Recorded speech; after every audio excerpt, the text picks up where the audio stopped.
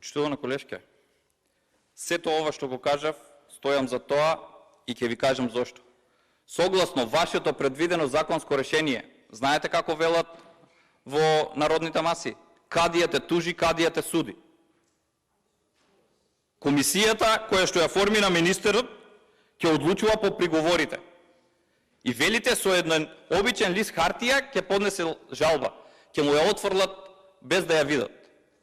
И дали со одлуката на комисијата овде завршува цела постапка? Не, почитувана колешке, согласно постоечките законски нормативи мора да постои и дополнително после конечноста на ваквите решенија да имат право на судска заштита.